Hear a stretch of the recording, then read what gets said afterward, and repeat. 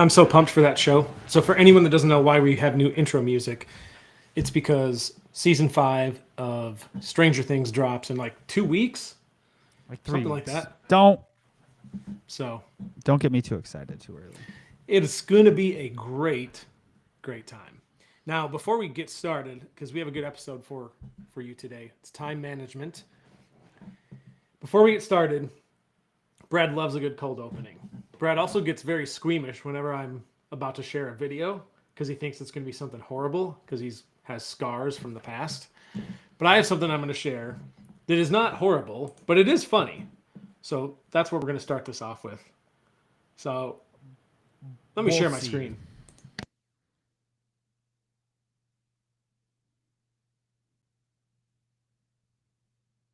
The Subway restaurant chain has reacted with shock this week after executives discovered that many customers are apparently purchasing footlong sandwiches and eating the entire 12 inches by themselves.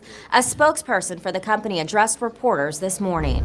This is not how our products are intended to be consumed. Our foot-long subs have always been meant to be shared among 2 or more friends. Eating an entire foot of food shouldn't be possible for most people. But they've been doing it somehow, and it needs to stop. To encourage healthier eating habits, Subway is clarifying its marketing, adjusting language on menus and in television commercials like this one. $5 footlongs? Wow, that's $2.50 per person. Subway's corporate leadership.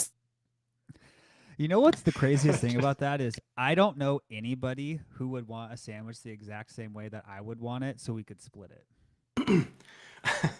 I mean, that's a fair that's a fair point. It's kind of like your Chipotle burrito too, right? Like everyone's Chipotle burrito is a little bit unique. I wouldn't be able to share mine with someone else, so I feel you. No, not now that we've gotten that cold opening out of the way, which was very funny, by the way. We can dive into the episode itself, which, like I said, is about time management. So here we go. What we're going to learn today, guys. Huh? Before we start, can I tell you something that I've been thinking about way too much in the last week? The stage is yours. So imagine if aliens came down and we were explaining to them like how we fed ourselves. And part of the conversation, you know, it's like, hey, we have to eat food because we get energy from it. And they're like, oh, that makes sense. Like there's chemical energy. Like I get it. But then you had to describe drinking water. And you're like, hey, I have to drink this clear liquid that like makes up a lot of the planet, but it's kind of hard to find. And it has to be like, there can't be salt in it or you'll die. And they'll be like, okay, well, like, what does it do? Like, does it give you energy? And you're like, no, it doesn't really give you energy. And then they're like, okay, well, like, why do you drink it? You're like, well, I have to have it. Like, it helps me regulate my temperature when I get hot. And they're like, well, what if you're not like exercising and don't get hot? You're like, well, I still have to drink like a lot of it. And they're like, but why? And you're like, honestly, I don't really know. It's just weird. Like, try to just think about explaining hydration to an alien. It's such a bizarre concept. Wouldn't the easiest way to explain it just be like, this is what I'm mostly made of, so I need to replenish myself with it? Yeah, but like that's just so weird. I don't think that would be a foreign concept. An alien would be made of something and needs to sustain itself as well, right? So you would think it'd be an understandable concept. But we don't have like, we're mostly a carbon-based life form, but we don't have like a set amount of carbon we have to eat a day. I don't think that's how it works. Because you just said we're mostly made of water, so it would make sense you have to drink water. It's like we're mostly made of carbon, so why is there not a set carbon amount? Right? It's weird. Like it's actually really weird. Stop clicking. That's not me. That's my microphone. Okay. I can hear it. If I can hear it, the listeners can hear it. This is the microphone. Yeah, I have to mute my microphone sometimes. But yeah, I think this is an interesting insight into your brain and the way your brain works, and like is kind of justification for when you say things like, like people don't want to know how my brain works. Like if anyone had insight into my brain, they'd be like, so thank you for that that illustration. Anything else that you've thought of lately that is strange that you want to share before we dive into this? Nothing relevant to this conversation. Okay. So time management. I have to say that Brad was a little bit skeptical on whether we should do this episode or not.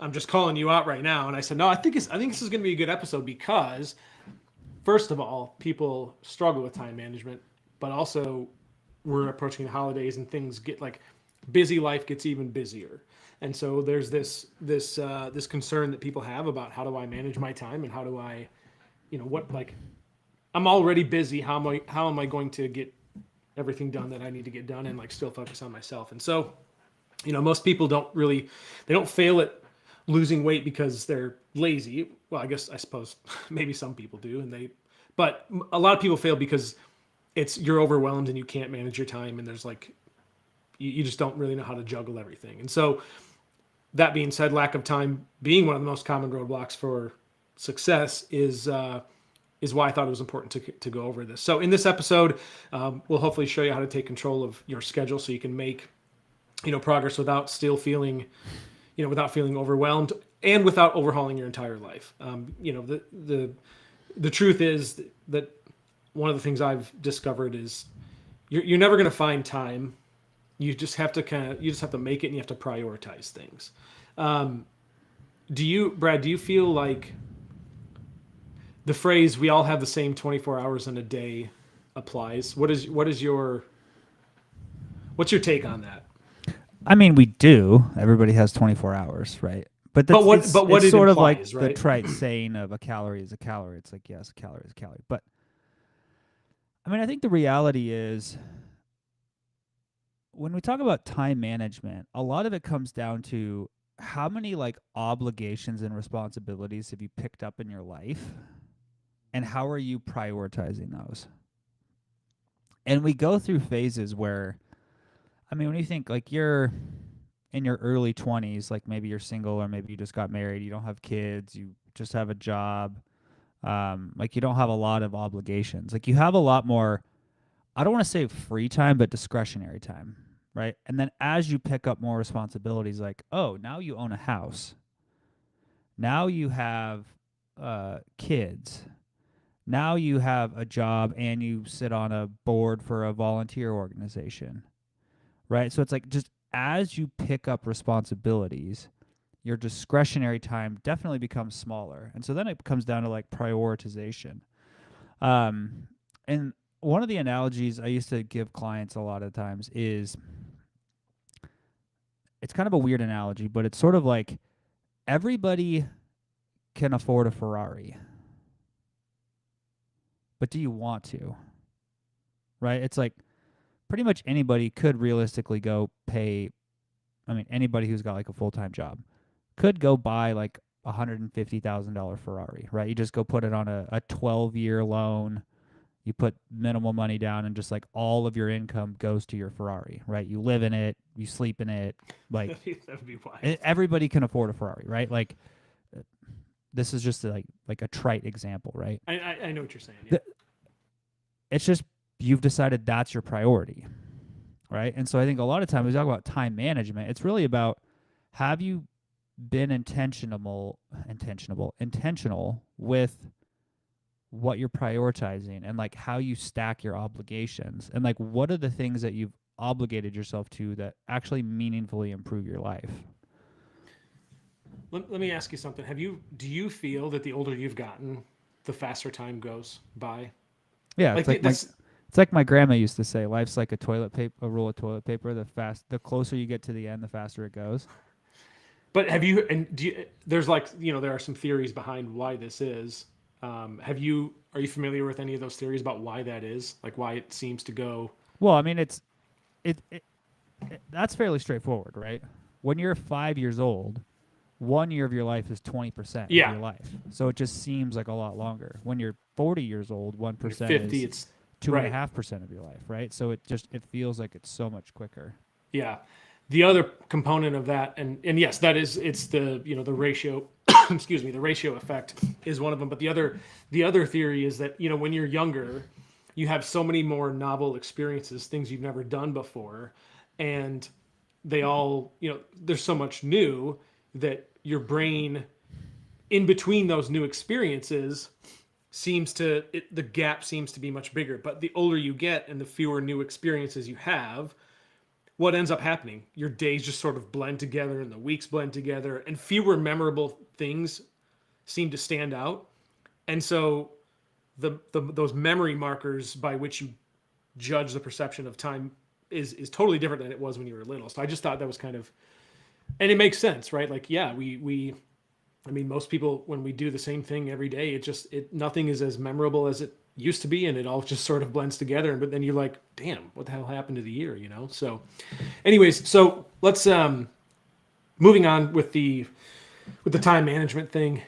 Again, what I'm hoping we can talk about in this episode is trying to identify a few things. Where does your current time actually go? It's funny because this is like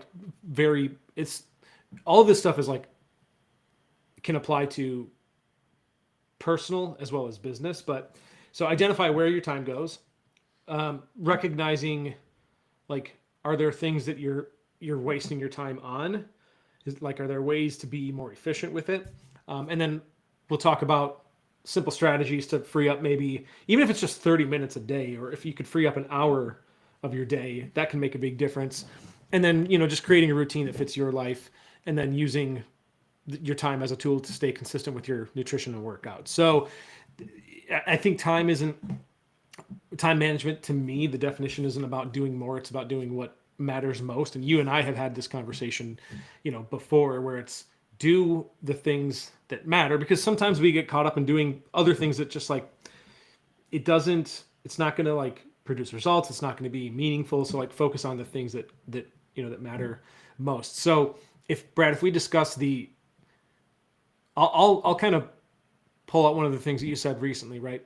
There's being busy versus being like intentional or productive, right? So from a personal standpoint, if you think about the position of our listeners and people trying to lose weight, people trying to diet, lift weights, whatever, how would we define, like, how would you explain there's a difference between you being busy and you being productive? In other words, working on your goals. I mean, I think even before you get to that, I think there's two other things to look at. One is there are a set of decisions that you make in your day that have nothing to do with productivity and time management that you have to make every day no matter what. And some of them move you closer towards your goals, and some of them move you away from your goals, right? Yeah. And a lot of that just comes down to, like, this is the nutrition side, right? Like, you're going to make 3 to 4 decisions every day about what to eat. It takes no more time to make a good decision than a bad decision. Now, like, sometimes it takes more time to like prep good food but like the decision itself doesn't take extra time, right? It's habit, it's like thought process, it's all of those things. But the first thing is to like just look at what are the decisions you make every day, and are they moving you closer to your goals or away from your goals, right? It's like, am I picking X over Y? Am I choosing alcohol or water? Am I choosing like calorie dense versus nutrient dense foods? Like, start with the things that don't actually have any effect on time, but are simply just being more efficient with the decisions you make, right? That's the first thing you do. Same thing like applies to work, right? Like, if you're going to make a decision of what to work on for the next hour, pick the higher ROI thing, right? If it's like, hey, I have to, I don't know, reorganize my calendar, or I have to get this work project done, like, get the work project done, right? So that's the first thing. The second thing is eliminate the waste of time that you spend in a given day. Like, with rare exception, most people waste a lot of time. Like, just go look at your phone and your screen time. Unless you have a job that requires you to like be scrolling on your phone, just look at your screen time. Yeah. Start there. Do you think it's, to me, I mean, I think it seems like a valuable tool would be, based on what you're suggesting, is like, write these things down, right? Like, make a list of, here's what I think my priorities need to be today. And then here are the things that I think, I've wasted my time. Like, writing, like, I think visualizing these things and writing them down could be super helpful. and a good starting point. Because I mean, obviously, you have to identify those things before you can do anything about them, right? Yeah, I mean, just pull open your phone and look at like what's your average screen time, right? You can look at it and you go, "Oh shit, this is not good." What's the app that you spend the most time on? If you don't mind sharing that with us, I'm curious. Google Chrome. Well, that's understandable. Now, the hard part there is like my phone is tied to my computer. Oh Like, yeah, my that's account sync, so I have yeah. I have astronomical amounts of time because people really don't want to know what my it's not good. So but like those are the first places to start. Like when you really talk about time management, it's start with being efficient with the choices you have to make regardless, and then just start eliminating all the stuff that doesn't move the needle. But again, in order to identify those things, what would you recommend? Like, do you think it's literally as simple as write them down? Yeah, I think that's a great, like, just Come up with a list and spend a week and just write down how you spend your time every day for a week, and you'll be like, oh shit, there's a lot of time in here.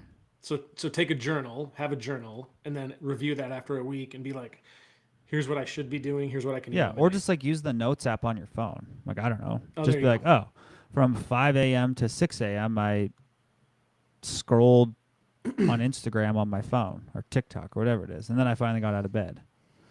Then I got up and then I went to work. And at work I did, like, just pay attention to those things first. Don't you think it would be beneficial if, like, I don't know anywhere in our education system where they teach this sort of thing, but I feel like time management should be like a course everyone should take.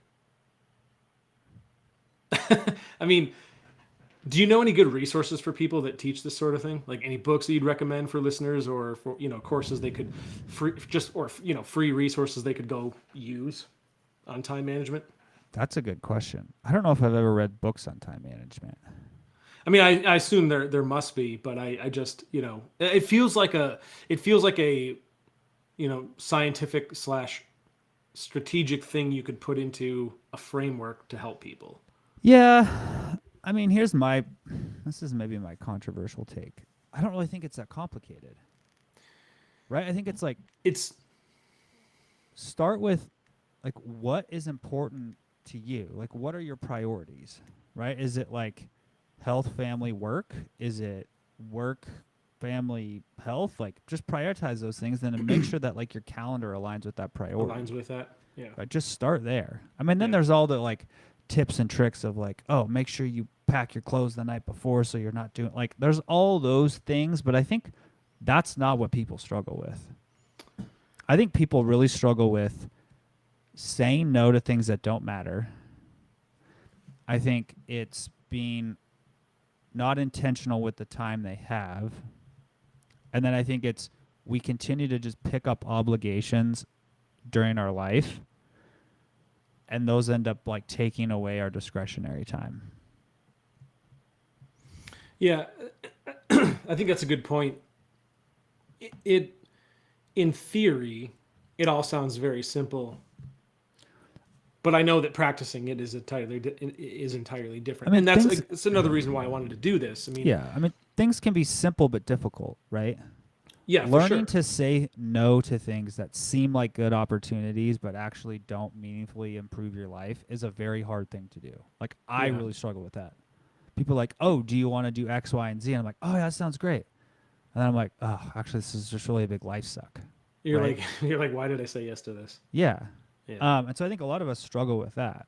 Yeah.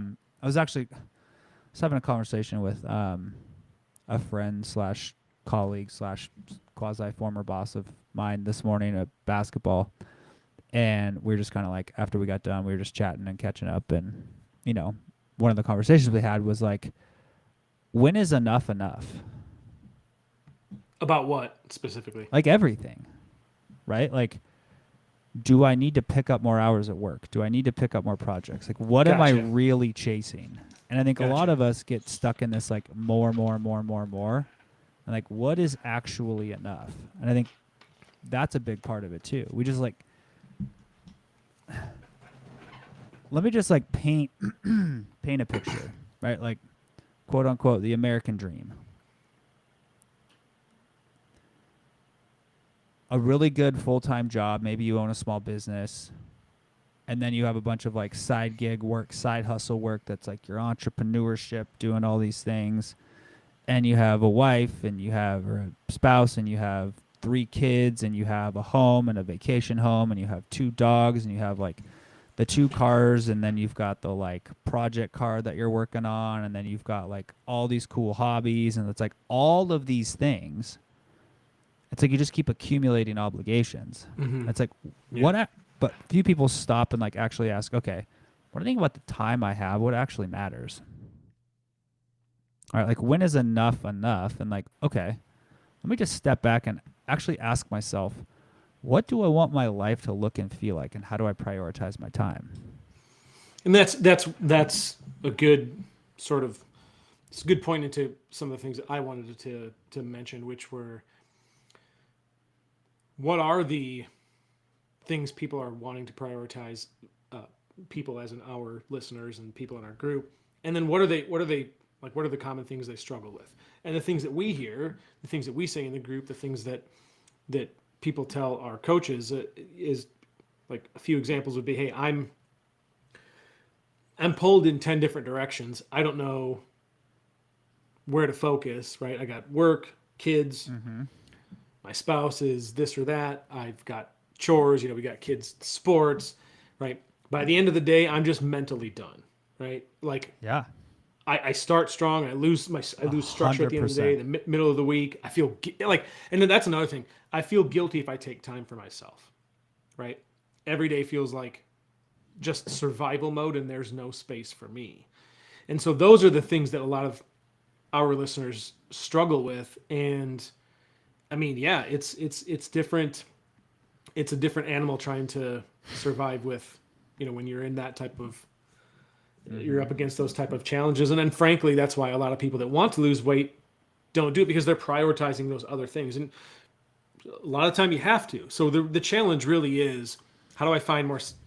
I think it's 2 things. It's how do I find more time for myself, but also how do I learn to not feel guilty about the fact that I'm taking time for myself. And I think starting with identifying, writing down what you've done for a whole week, and then looking back at that and being like, I don't need to do this. I can shave this off here. I can cut this out here. I can cut this out here. Now you've just freed up time, and you say, what could I do instead of that?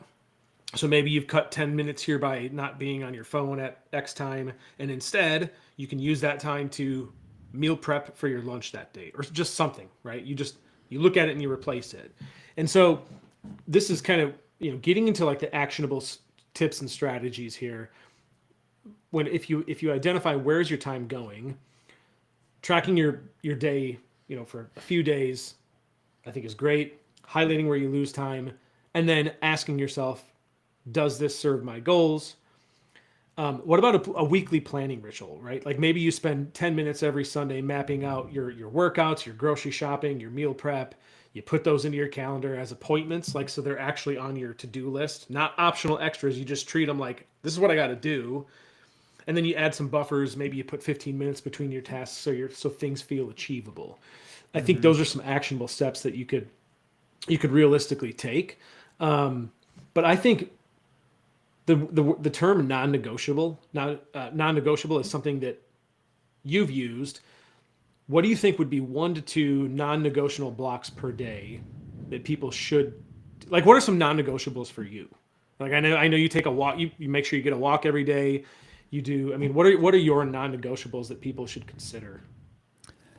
I mean, they always kind of change based on the phase of life you're in a little bit. Sure. But like, here are my non-negotiables, like the 2 or 3 things that I have every day. At least right now. One is what I eat is prioritized, right? Okay. So whether that's like I block out time to cook dinner, and like the reality is, I mean, we eat pretty simple in my house, but like it is rare that it takes me more than 20, 25 minutes of like actual work in the kitchen to make a meal. right? Sometimes you like put stuff in the oven and it takes longer to cook, but like 20 to 25 minutes of like just making food, it's probably like that's always a non-negotiable. And then right now it's at dinner, my phone goes away. Like that's a non-negotiable, and I don't pick Yeah, it I up like until that. it's bedtime, Same. right? And then it's like weekly non-negotiables. Like I have to get exercise 3 days a week, like no matter what. Everything else, like, Are there any universal non-negotiables that you, if you, let's say you were a coach, you've got a client, you've got multiple clients, that you would say, here are just 1 to 2 non-negotiables that I think you should have, just as that everybody should have as universal non-negotiables.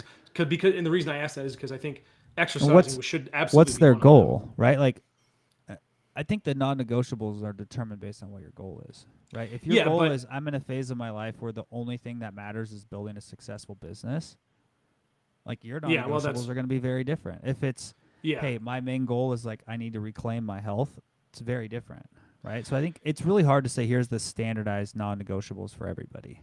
That just doesn't work. Well, I get your point, but I guess what I'm thinking of is, to me, I think exercising should be a universal non-negotiable no matter what your goal is, because like you said, if your goal is to build a business, you want to be physically and mentally healthy. Exercise helps with that, right? So like that is one, I think, universal thing that everybody should try to do.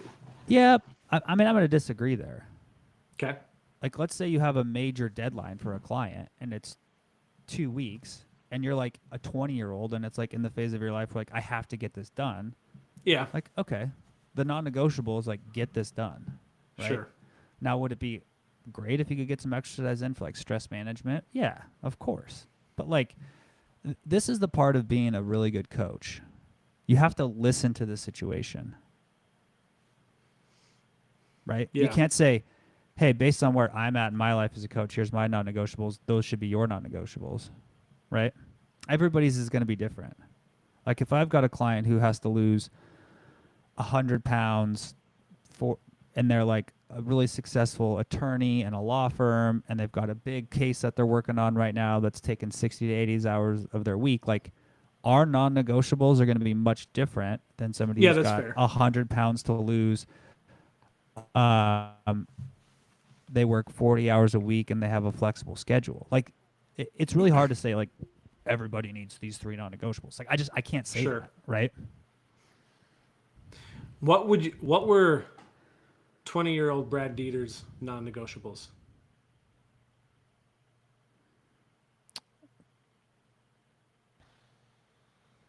I can't even remember. Play pickup basketball every day? You know, between like probably 23 and 26, I didn't play basketball really. Really? I was too busy. Yeah, I was way too busy. Not even just the occasional pickup game? Or just I probably played like 4 times in 3 years during that phase. Wow. I mean, that was a period where it was like up at 4, work, study. Time. Sure. Yeah. So, I mean, like life has phases, right? I mean, oh, absolutely. Yeah. Yeah, that's a good point. What about, so if we back up a second, let's continue to talk about strategies, things people can do. One of the suggestions that we give people that seems to really help is, I'll call it batching your decisions, or just like simplifying things. So, like batching meal prep. Batch meal prep would be a good one.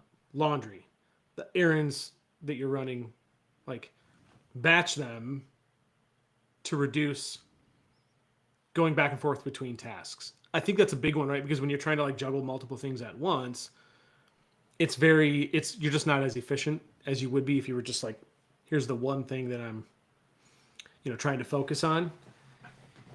I think also people should really think about deciding if you can, carve out 5 minutes. I don't even know if you need more than 5 minutes. Maybe you need less than that to decide the day before or the night before what your meals are going to be the next day. I think that can be incredibly helpful. Just plan it out. Now you've got the plan so that the next morning, I'm just going to batch prep real quick and I'm done.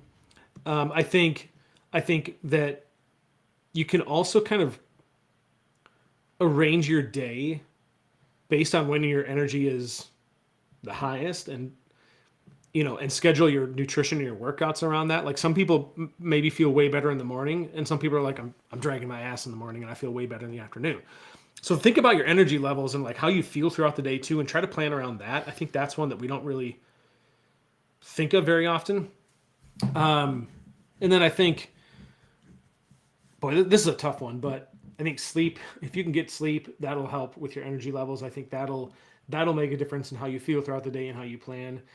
I also think one that's underrated is like just taking like, I remember learning this, I think it was 7th grade. And one of my I think it was my social studies teacher who was like, hey, one of the tips I want you guys to take with you for the rest of your life is when you're working on something or you're studying, stop every, I don't know if it was 15 minutes, half hour, an hour, something like that. But like take a 5-minute break and then come back to it, and you'll feel more energized. You allow your brain to like take a break and like, kind of soak up what you were doing and then restart, as opposed to just trying to grind it out for 5 hours straight.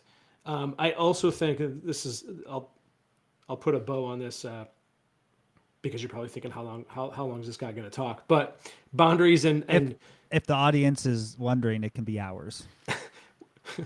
Boundaries and addressing that guilt-free me time. You just talked about it earlier, but saying yes to yourself first sometimes can, I mean, you have to do that. I think setting boundaries with people who constantly try to pull at your time is huge, right? And you instead of saying yes to something, you can say no. And I know that's probably hard to do, but I think replacing that guilt with just be logical about it, right? Like, I'm better for my family if I take care of myself. Think about it that way, right? You don't have to feel guilty about it. Like, hey, I'm going to say yes to myself for 15 minutes because I know that if I do this, I'll be better for you guys. Like, I got 4 kids. I know that if I can take 15 minutes in a quiet space, even if it's for a drive, I'm going to come back and be like, cool. I don't want to like pull my hair out because I got 4 kids running around the house destroying things, right? Like, I'm a little more calm if I can just take 15 minutes to myself and calm down. So there's these little things that I think you really have to learn to say yes to yourself for the right reasons, and you won't have to feel guilty about it if you can just say, here's why I'm doing it, because I'm going to be a better parent to you, or I'm going to be a better spouse to you. So those are my overall thoughts, but any takeaways from that you would add or agree with, disagree with, anything you would add or change there? Yeah, I mean, I think it's one of the most helpful things for time management that I think people can do is just ask themselves what really matters. Right? And here's a good analogy. Go through your house and just look at all the stuff you have. Oh God. And how much of it actually matters? How much of it do you actually use? Well, just like, and how much of it matters? Right? And then think about your life and the time you spend the same way. Like, if you go to your house and you look at all the stuff, you're like, oh, if I lost 95% of this stuff, my life wouldn't change. Yeah. Right? Your time's the same way. And so, like, how much of what you spend your time with actually really matters versus just weird, random obligation things that you think you need to do, you've picked up along the way. And maybe it's just like I'm just hyper-focused on this in my life right now of like, okay, and this is maybe my midlife crisis talking. Like, what am I doing and what really matters with my time? Right? Like, if I look at a day, a week, a month, a year, like what I spend my time on really matter and improve my life? Right? Did that dinner I was invited to with those people that I kind of sort of know, did I really need to go to that? Is that going to be important in 5 years? Yes, no. Is the like event that I was invited to really going to matter in 5 years? Yes, no. Is the volunteering for this thing that like maybe brings me social status, does it really matter in 5 years? Yes, no. Does like buying the new car that requires me to work overtime to pay for it really matter in 5 years? Yes, no. Like, So these are things that you're saying you currently, this is your thought process when you're making yeah. decisions right But now I in think your like, life. yeah, and like a lot of people I think can really benefit in terms of time management from that perspective. Is will it matter in X years? Well, like, or just does it matter? What would you say is criteria for does it matter? Well, I think everybody's has different criteria. Well, I suppose right? I suppose that's goal dependent though too, right? Yeah, and like Yeah. where you're at in your life, right? Like, are Yeah. you a 20-year-old with no obligations? Right. Are you a 37-year-old with a wife and a new baby and Right. a business that you have to run and manage people who dress like you on the same day? We got a comment from Monica that said, "Did you guys coordinate your outfits right? today?" Like, so I think everybody's different, but I think just asking the question of yourself of like, am I spending time on things that actually matter? I think a lot of our modern lives are filled with just stuff. Like if you rewind the clock 100 years, most of what we spend our time doing today, like nobody did, Yeah, that's for sure. right? So a lot of it is like, oh, is this stuff that I just do because it's normal, or does it really matter? I think the good part about all this is if you can sort of get yourself into a routine, if you can like string together 1 or 2 weeks of consistent like routine that you set out to do, it becomes a whole lot easier, don't you think? Like eventually you're just kind of like, you know what, like A, I can do this, and B, I kind of want to continue because like now I've strung together 2 solid weeks of this. I don't want to break that, right? Like I want to keep going, and it's just a different mindset. And I think a lot of people struggle to even get to that point, but if you can get there, if you can just string together a solid week or 2 weeks, I think you're going to find that this is easier than it's easier than I thought it would be at this point. It wasn't easy to get there, but now I can feel the momentum and like now I just want to keep going. Now it becomes a game of how long can I keep this up? So I think just getting to that point where you can put together a couple good weeks of being consistent is a game changer, don't you think? Yeah, and I think a lot of it comes down to what does life feel like on the other side of some of these decisions, right? Like You get to experience you that. have the conversation with your spouse of, hey, I'd like to reprioritize some things. Can we figure out how I can get to the gym Tuesday, Thursday at 5 a.m, and you take the kids, and then the other day is like I'll take the kids in the morning, right? What does life feel like on the other side of that conversation, right? Hey, honey, we're so busy and we have so much stuff going on. Like the kids have 4 sports. They don't really even like soccer. Like, what would it look like if we just dropped our kids to doing 1 sport at a time so we had more time as a family and like we got to go on more hikes and exercise together and we're not driving around all over the place? Like, what if we tried life like that for a few months? Yeah. Right? Like, how often do we just avoid the conversations of like reprioritizing versus we just start doing stuff and it's like, this is the normal and I don't want to shake normal. It's like, okay, well, like, why though? Yeah. One of the things that my wife and I do, because again, when you've got you've both got full-time jobs that come with a lot of responsibilities and stress, and then you've got after work, okay, now we've got to focus on a clean house, taking care of the kids. It's easy to get overwhelmed. So one of the things that she and I will do is like she might get home one day and be like, hey, like I've got 80% in me tonight that I can give, or the other way around. Let's say I've got 20%. Can you give 80 tonight? And just sometimes, and we'll just say that. So I'm like, hey, I got 50. You want to meet me at 50? Like it just, if she comes home and is like, honey, I got 10% in me this evening. Work was awful. Can you do the other 90? I got you. And like, we'll kind of have that. At least it maybe sounds a little bit corny, but it really helps us kind of, when our workday is over and it's time to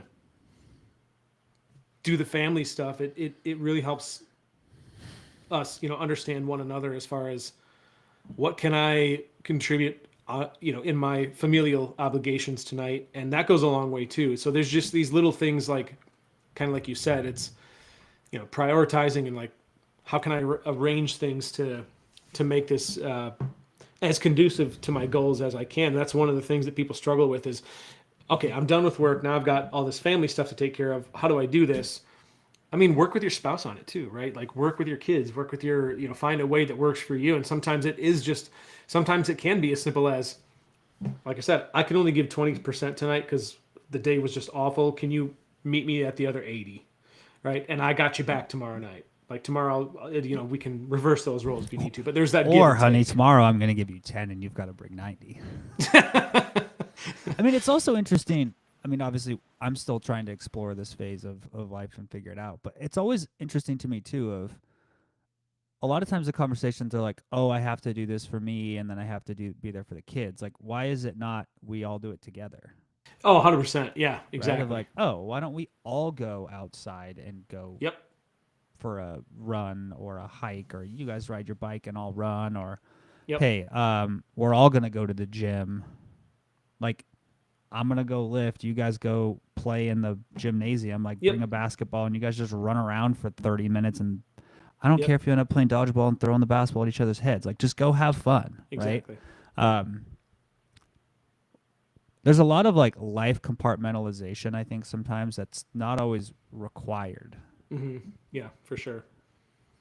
Yeah, that reminds me, because one of the things that we've done that was really helpful is, like, my kids could be out there for 10 minutes. The house is clean. 10 minutes later, it's a disaster. So I could either go through and clean it up myself, or what we do is, hey guys, 10-minute family cleanup session. Everybody cleans it up. We're done in 5 minutes. So like even that, like just little things like that where, and maybe that's something people listening to this can apply is, you feel like one of the things that you take care of that sucks up so much of your time is cleaning your house and running chores. Anti-entropy. There you go. So like, but just, if you can make it like a family thing, we all contribute this for 10 minutes. It's only going to take 10 minutes if we all do this. That saves a ton of time, and it's going to save you a ton of stress. And frankly, it's going to save you from like being angry at your kids because they left a mess or they didn't, they're not cleaning up, right? Or that, you feel like you got to clean it up all yourself. No, if we do this together, it makes a big difference. So again, just another tactic or strategy that I use to kind of, I mean, if I was Mandy, I'd probably just make you do all the cleanup myself too. So, well, sometimes it is that way. Other times, I'll come home and she's got the place, spick and span, and I'm like, hey, that's great. Or just sell everything you own so there's nothing to be cluttered. Yeah, that's the one thing they don't tell you when you have 4 kids is they're all going to be slobs. Did you see that picture I posted of my son? The chip box that he asked. I was working. It was like this was yesterday evening, and I'm in here working. He goes, "Dad, can I have a bag of chips?" Well, we have this box from Sam's Club of like 50 bags of Ruffles chips. They take one. It's for like school snack, right? And I said, "Not right now. I'll open the box for you in a bit." I come out, and the box now has a giant hole that he cut in it, and took the chips out. He didn't want to wait, so like but they don't tell you those kinds of things, like that you're gonna all of the disastrous things that your kids do to your house in your house. Nobody can prepare you for that. Yeah, it's a it's a commitment for sure. All right, is there anything else you would add, or any advice that you'd have to round off the show here about time management? Any final thoughts, tips for people you'd want to share? Start with optimizing the decisions you already have to make anyway. Then remove all the stuff that actually doesn't matter. And then start working on like, okay, how do I like game the system to really focus on time management?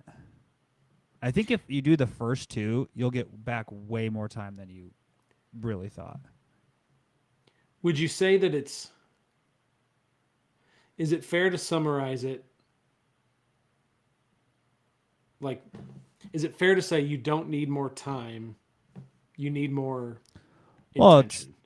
Well, you need problem is you can't get more time. Time is time. You can't. But And that's my point, right? Like, so really, would you say that it's about being more intentional? I think you get 80% of the benefits of true time management by just removing the noise from your life. Yeah. At least in modern day. Yeah. Right? And then I think the last 20% is like the actual tactics of like, okay, I'm going to meal prep. Okay, I'm going to do this. Okay, I'm going to do that. But I think the majority of it is removing the noise. Are you meal prepping today, or what's for lunch for you? Lunch today is probably going to be heated up leftovers. What's left? What are the leftovers? I think we have some like leftover chicken from the other night. Butter chicken? No. Oh, so good. I think that might be on the menu tonight or tomorrow. There you go. Yeah. I think it was General Tso's chicken I made the other night. What if I showed up this afternoon because I flew out there and I knocked on your door and said, we're going to Chipotle. I got you. I'd say you should go back home. I'm just Even if I was buying Chipotle, how could you turn down a free Chipotle burrito? I wouldn't. Yeah. I'd probably be like, that was a very expensive Chipotle burrito. Maybe I've got some frequent flyer miles to use. You don't know. Yeah. If I ever get to the point in my life where I fly enough to have like real frequent flyer miles, I am not living. I don't want that life. I used to live that life when I was young. No. I mean, yeah, I suppose it's good for people that are, like business travelers that fly a lot, but like I'm like you. I'm a Delta member, but like I maybe have the amount of money the amount of money I'd have to be making / getting paid to travel like multiple times a month for days on end at this point in my life, it would be so astronomical. Like, would it make you feel? Would you feel any different if you were, let's say, you were making so much money and your business required that you travel all the time that you could like afford, like you had your own private jet, let's say. Yeah. Would your feelings about traveling be any different? Would you be like, okay, this isn't so bad anymore because I get to fly private? Or do you think you'd still be like, I don't really want to do this? At this stage of my life, I would still very much be like, I don't really want to do this. Maybe in like 10 years or so, I'd be like, okay. Sure. But, I mean. Have you seen how much it is to like rent a private jet just for like one way? Depending on the size, it's about $5,000 to $10,000 an hour. It's crazy. Yeah. That's it's a lot of money for an hour, man. Don't most people probably lease the jet instead of outright own it? I would imagine most. No, I mean the way that most people do it is either they buy the jet, or a lot of people just get like jet cards. They'll put like a couple $100,000 on a jet card and then they just rent them when they need them. Huh. Yeah. So you've looked into this. Yeah. Mostly just because it's interesting. Yeah, trying to figure out how that segment of the world works. Yeah. I mean, the nice thing about buying a jet is it's fully tax deductible. Okay. Yeah. I could. Yeah. Right. Have you ever flown private? No. Yeah, me neither. I don't. Yeah. Yeah. Yeah, that's funny. Well, I hope this was a good episode for people. I hope they took some stuff from it. There's Patsy we did get a comment from Patsy. I think she's referring to. She said we do that. It's so effective. We also add good music to our time. I think she's talking about the family cleanup session. Which Patsy, you know what? Shout out to you because that is what my wife always does. Is she'll say, Alexa, play, whatever today's hits, and then we all. Oh, Alexa's talking. I actually just summoned Alexa. She's yelling at me from the kitchen. Sorry, Alexa. I didn't actually need you. Fun fact. Alexa, turn off. Can you hear that music playing? I worked for a while for the law firm that did all the Alexa patents. Really? Mm-hmm. Wow. You are a man of like secretive things. Like I didn't, there was a point I didn't know that you had worked for the FBI, and when you told me that, I was like, we can't talk about that. was like, holy crap. This is I didn't know see about people. this This is when I tell Dylan things that he can't tell the world, and he just puts it on a podcast. You've talked about this on the podcast. No, I haven't. Shh. What are you talking about? Yeah. You're just a man of many I've done a lot secrets. of interesting things in my life. Yeah, no, yeah, for I've sure. accumulated a lot of random skills. Skills that make me a nightmare for people like you. If you let my daughter go, that'll be the end of it. Have you? I think Have you ever Liam seen? Neeson's like 70 now. Yeah, yeah. Have you ever seen Seth MacFarlane's Kermit impression of Liam Neeson's character? He's like, Okay, remember when we were talking about time management and people spend a lot of time wasting time? I think you guys can get an idea of Dylan's time management. Have you seen this guy who does an impression of Kermit of Liam Neeson? No, Dylan, I haven't. dude, I it's so am busy good. doing things. He's like, I will find you and I will, I will kill you. It's so funny, dude. Oh my god. All right. I'm just going to like sign us off now. I hope everyone enjoyed this episode. We're going to play this beautiful Stranger Things outro music and get out of here. Before we go, if people need music to work to, I can't listen to music when I work anymore, but the Stranger Things Pandora station is amazing. What? I guess I didn't even think about that. Yeah, because that would be like, it's almost like retro wave style music, right? Yeah, it's amazing. Kind of like chill wave, synth wave, whatever you want to call it. I could see that. Yeah. I'll have to check that out. Okay, I'm going to play this lovely outro music as we dance and head out of here. But we will be back next week. I got a good one for you guys next week. And that's that. So talk to you guys soon. Until next week, adios. Peace out.